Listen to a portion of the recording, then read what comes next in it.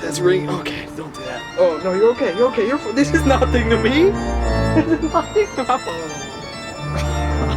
Inside.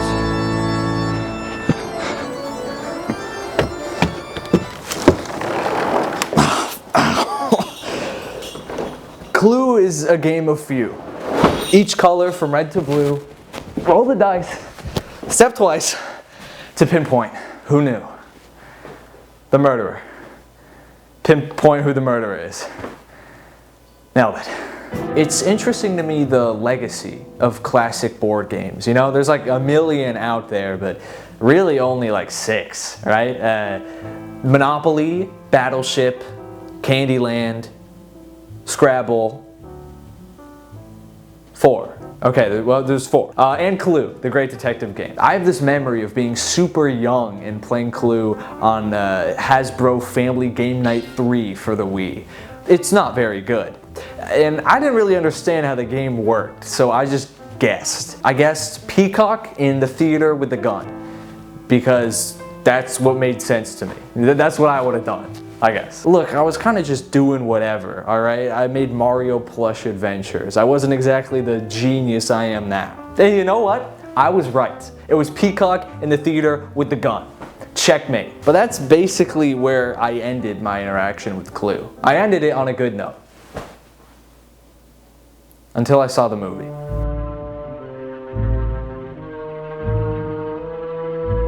Clue the movie has gotten some pretty polarizing reviews. I need a shower. Now. 1 second.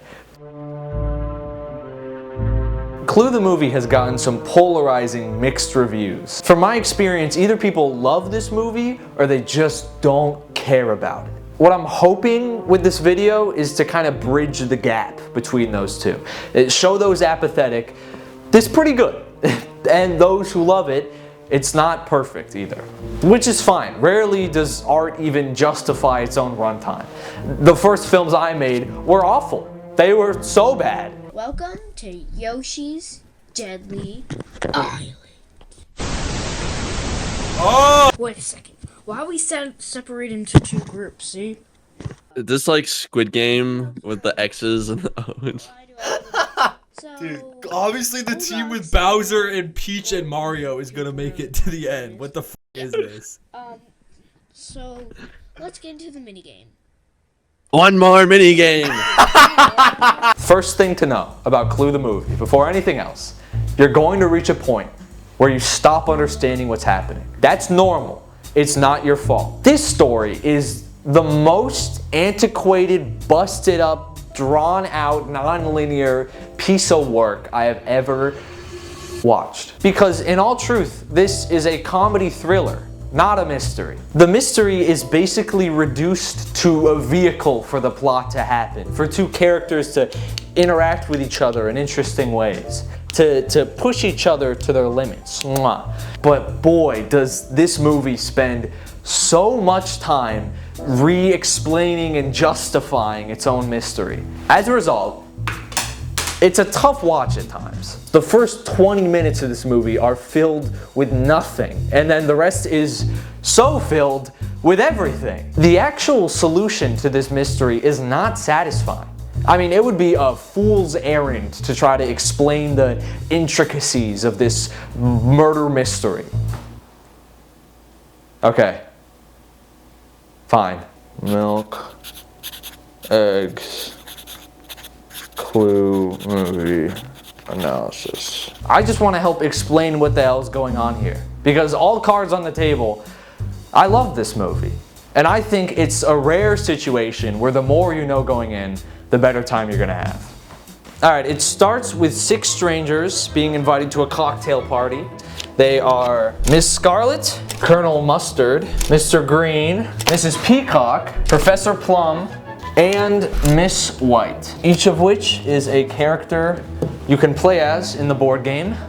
Also each of which a suspect for the murder. In the movie, these names are now pseudonyms given to each character by the host of the party. Not their real last names. We never know their real names. Also, none of them are dressed in the colors of their name because that would make sense. So they didn't do that in the movie. Anyway, Scarlet, Mustard Green, Plum, Peacock, and White all meet the butler named Wadsworth, who is the host of the evening. He says he's not, but then it's revealed he is like a couple minutes later. So who cares? He is. Then Mr. Boddy finally shows up. Yes, his name is a joke on the fact that he becomes the dead body. No, I did not understand that for the first 30 minutes of this film. Which is impressive because nothing happens in the first 30 minutes of this film. Editor, play the clip of them drinking soup for way too long. What the fuck?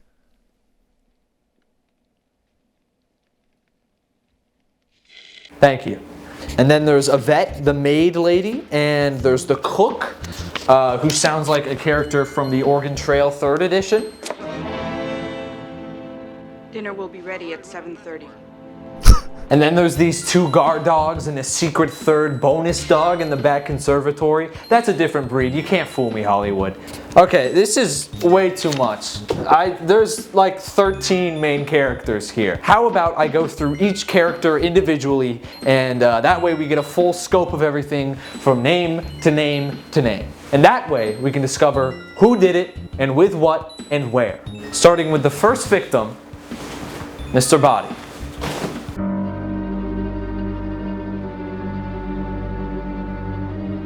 Mr. Boddy is a punk. Basically, he scammed all of these people before the events of the movie by blackmailing them with their deepest, darkest secrets. Secrets that aren't all equal, by the way. I mean, they're equally detrimental, but they're not all equally unethical. It's crazy how this is like, it's like 5 grifters, 1 murderer, and a gay guy. They're all treated as equal. Anyway, once everyone sits down and talks about their feelings, they all realize he's the blackmailer. And when they do, they beat him up. It's a complete tonal shift, actually. I really love it. This smug little Bowser Jr. in the corner, silently sitting there in his throne, finally gets up and he tries poking one of them in the eye, and then they kick him in the balls. It's a whole thing. He tries running away at one point. Oh, look, there's the bonus dog. Now at this point, you may be noticing something weird about Mr. Boddy's performance. And that's because an unknown, uncredited voice actor has dubbed over all of the lines. I think I can help them make up their minds. Can I just get my little bag from the hall? Why did they do this? He dies like immediately after, so whatever. But these 2 facts may be more connected than you might think. The director of Clue, Jonathan Lynn, was forced by Paramount Pictures to include some famous rock stars in the movie as actors. I think that they thought it'd give it more brand appeal, like a wider audience. I don't know who any of these hockey pucks are. So, because of studio meddling, Jonathan Lynn had to bring in Lee Ving. I think Ving did a great job. He has this great manic energy he snaps into from 0 to 100 when he's leaving. Lee Ving. And he seems like a sweetheart in real life. Jonathan Lynn gave him the smallest part he could and dubbed over all of his dialogue with someone he gets to pick. Meow. I don't care if it was the studio's pick and not yours. You should show him more respect. And I honestly don't even care how well Lee played the part because it had to have been better than this. It's a hoax. I suggest we all leave. That's not to say the voice actor did a bad job. Dubbing just feels off. Allegedly, he was dubbed by Rennie Santoni. Rennie, you did a great job. I'm not mad at you. You can go back to your room. I'm mad at Jonathan Lynn here. You didn't even credit Rennie. I had to glean this information from a YouTube comment on a Clue fan documentary clip. There's gotta be a better way. Anyway, Mr. Boddy gifts everyone a different weapon and then says, "Everybody, the cops are coming. If they arrest me, I'm going to make sure I air out everybody's secrets during the trial. So if you don't want that, kill Wadsworth and steal the key to the front door and escape." The only way to avoid finding yourselves on the front pages is for one of you to kill Wadsworth. Now. but then somebody kills Mr. Boddy instead. The interesting thing here is we've just been shown everybody's motives. They all would want him dead. It could really be anyone in the room. But if you ask me, it was probably Jonathan Lynn. Colonel Mustard grew on me the more I watched this movie, directly proportional to how the movie itself grew on me. At the beginning, he's played incredibly simple, a straight-laced military retiree. And similarly, the story is played very simple and quiet.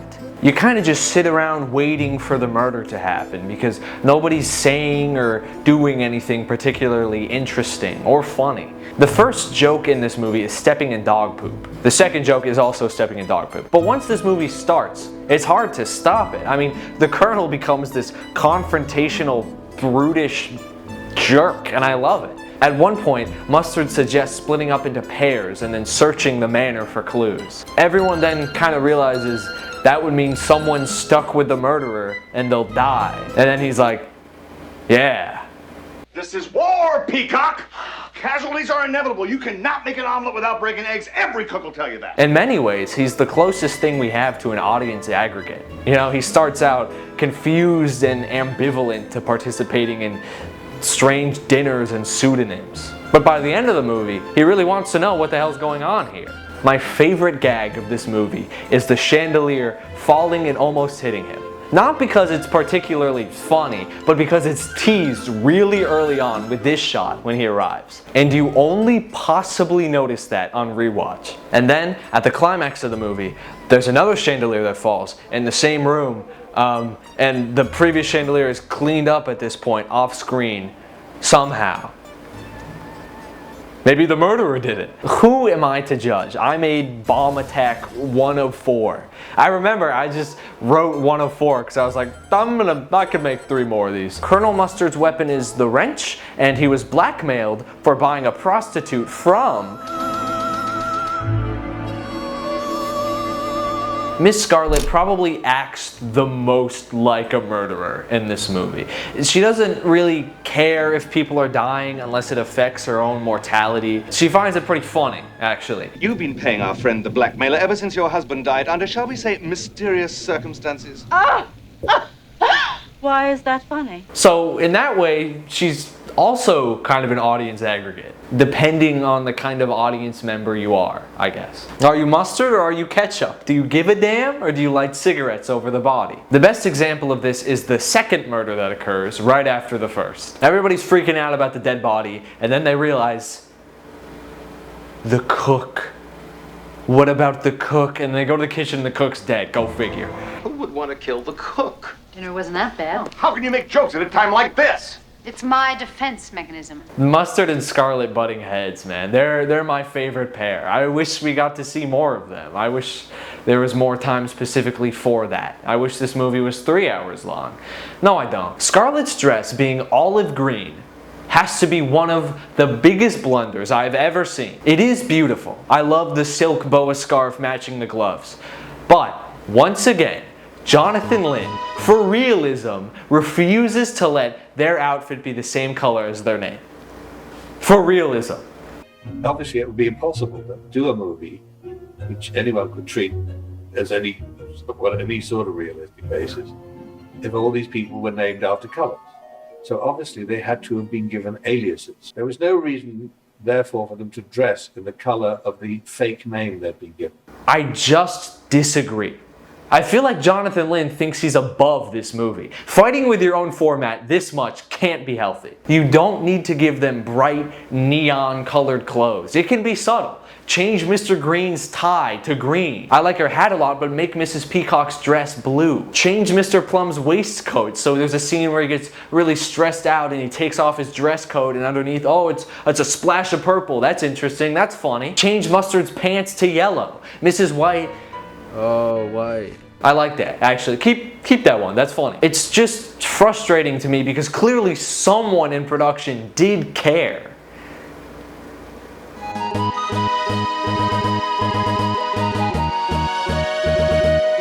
John Landis is like the opposite of John Lynn. They both made this movie, but Landis conceived the concept and sold the idea. He chose Jonathan Lynn, a relatively unknown writer at the time, who he trusted for his comedic sensibilities and his work on Yes Minister, political commentary, which bleeded into this. But it's so insulting to me because it's such an honor to be given the opportunity to work on a movie like this.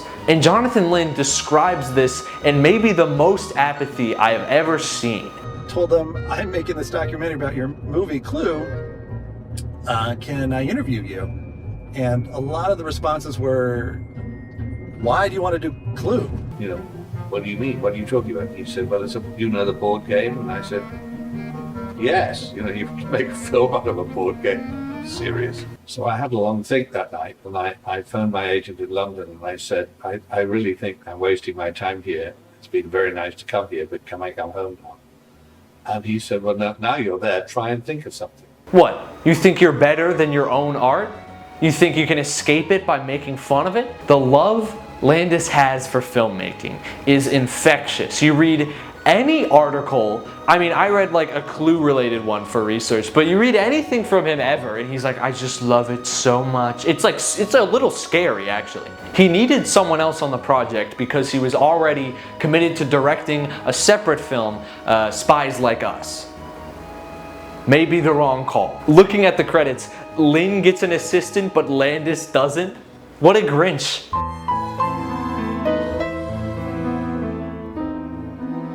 If we're talking tangible actions, Mrs. White is probably the most evil here. She's had 5 husbands and they've all mysteriously been murdered. It's not rocket science or brain surgery. She killed them.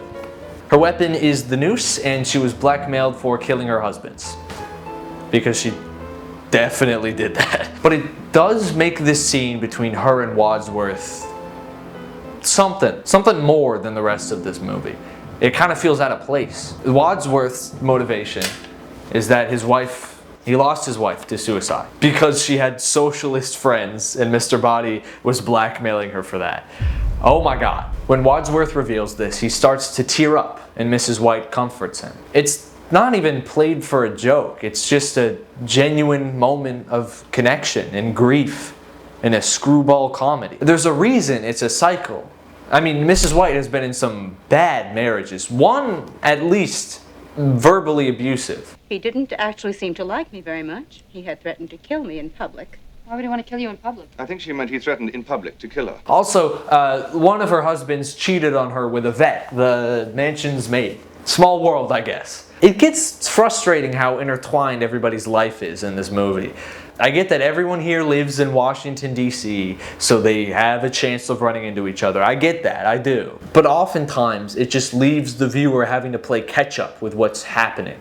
A good example of this is the third murder. Let's talk about it. At some point, the doorbell rings, and they answer it, and it's this motorist whose car broke down, and he wants to use the telephone.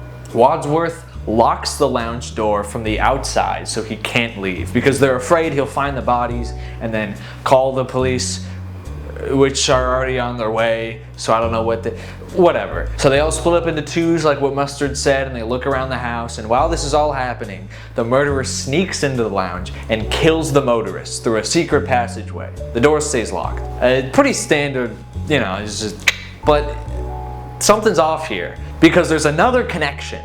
Out of nowhere. This guy was Colonel Mustard's driver during the war. Whatever that, I don't actually know what that means. But like, what an arbitrary connection to bring to this movie. There's already so much going on. This doesn't serve to change anything. There was already a motive for the murderer to keep things under wraps. It just serves to tie every single loose thread into fucking scarf, basically. You're doing this forever. You're weaving every detail into another detail. That sounds interesting, but I think in execution, I'm just miserable. And before anybody rightfully says, Wisdom, it's a comedy. It's not going to perfectly mirror reality. I don't know, I guess I don't expect it to, but this wasn't done for a joke. This was lazy. Lynn wanted some twist on top of a twist on top of a twist. But they're not all bad. Circling back to Mrs. White and Yvette, I think this one works because it tells us something about these characters. So it gets a thumbs up from me.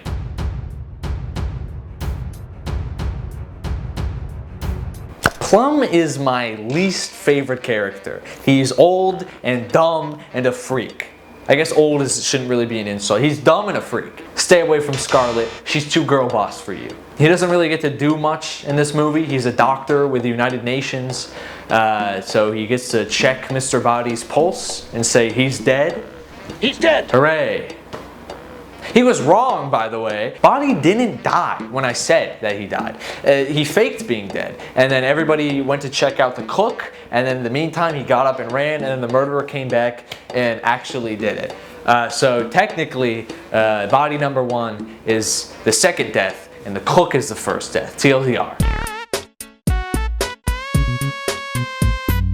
Mr. Green is my favorite, and it's not even close. His weapon is the pipe, and his blackmail was being gay. He didn't really do anything wrong here, which makes him completely out of sync with the rest of the cast, each of which have at least sinned in a way. A lot of these people are kind of evil. He's very timid but kind, like Luigi, actually, the real Mr. Green.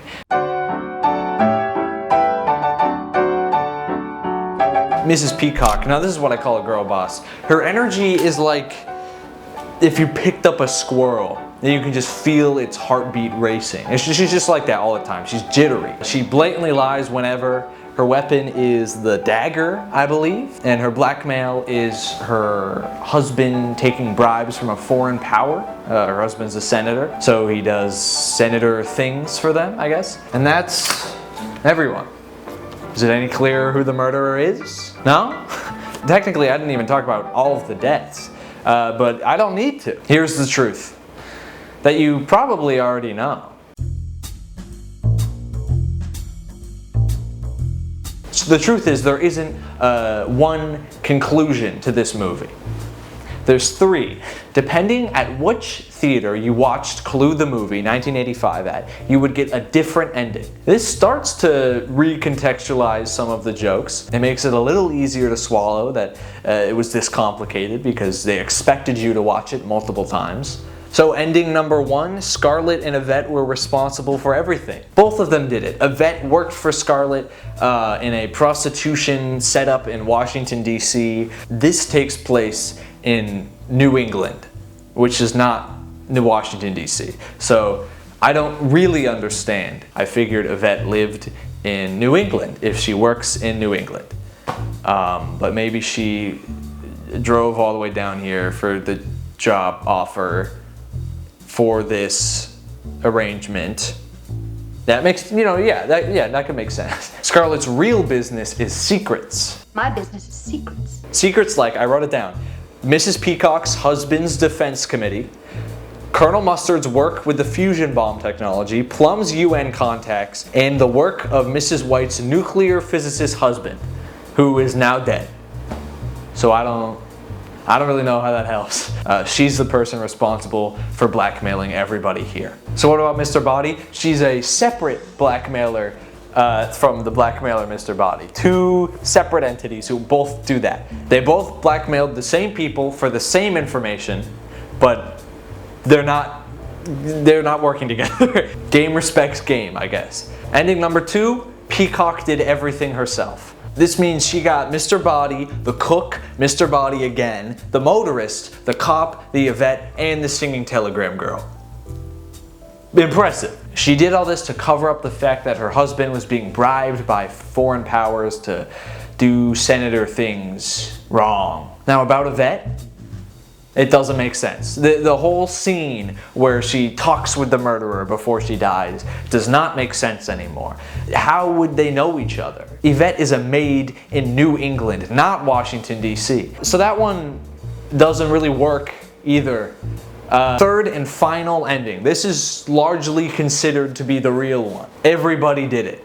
Plum killed Mr. Boddy because Boddy was blackmailing him for having relations with a singing telegram girl. That wasn't the problem, it was that she was his former patient. Peacock killed the cook because the cook was secretly an informant for Mr. Boddy for blackmail, and the cook used to be her cook at a previous time. So Peacock parsed that the information was given to Mr. Boddy through the cook, and she was right. Mustard murdered Motorist because the Motorist was Mustard's driver during the war and knew that Mustard was profiteering off of the war. Mrs. White killed Yvette for the exact reason you think. The cop died to Scarlet because the cop was an informant on Scarlet's ring of prostitution, which means the singing telegram girl died to Wadsworth, making the only innocent people here the 3 dogs and Mr. Green and Yvette. But in every timeline, Mr. Green is the only human who is innocent. Wadsworth's true identity is Mr. Boddy, and the Mr. Boddy we saw and beat up and killed was his butler. So who did I kill? My butler. Oh, shucks. Who, I guess, was convinced into playing this role. Mr. Green is innocent. In this ending, he is an FBI agent and straight. Okay, Chief, take him away. I'm gonna go home and sleep with my wife. What? Fuck that guy! I can't even really explain why I was this mad. I guess I just felt betrayed more than anything. Like the one thing I knew for sure about this movie was also taken away from me. These endings broke me. Not only because I had to rewatch it several times to understand what the hell was even happening here, but because none of them felt right. They're each their own canon. You don't learn something more and extra from seeing one ending that you can apply to the other ones. Reality shifts to bend toward whatever ending makes the most sense. It's all different realities with the same pieces of evidence. Evidence that doesn't even work half the time. This movie is not a mystery because mysteries have solutions. Unsurprisingly, Jonathan Lynn dislikes the 3-ending structure more than even I do. No fun allowed unless it's fiscally responsible. Hey man, maybe it wasn't a 3-tiered ending that was the problem. Maybe it was putting a spooky themed movie in theaters in December. I just feel like throughout this whole movie there's a push and a pull of love and embarrassment. I see the cracks of great comedy and love and attention to detail and fun gimmicks in there. I do. I just think if we stuck to that, we'd be in a better spot.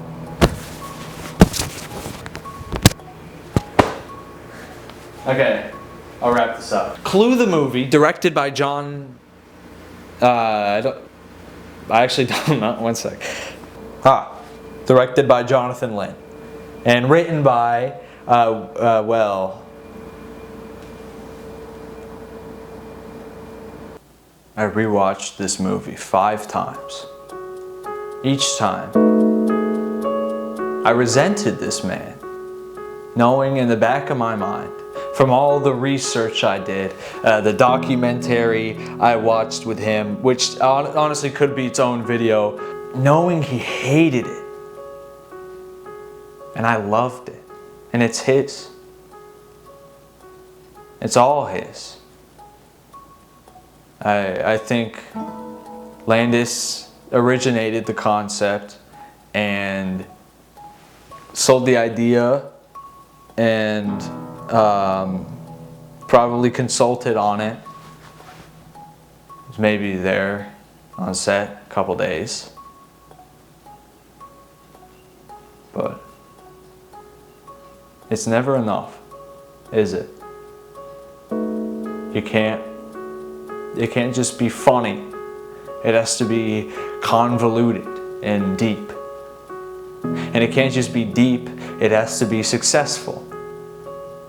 And even when what you make finds success with a cult fan base years later, it's still a failure. It's never enough. You make fun of it. He's just a kid having fun.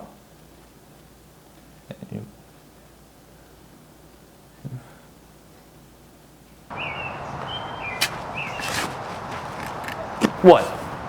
You think you're better than your own art? You think you can escape it by making it? We were playing in the sand, and you found a little band. You told me you fell in love with it, hadn't gone as I planned. When you too. Said you'd never love anew. I wondered if I could hold it and fall in love with it too. You told me to buy a pony, but all I wanted was you.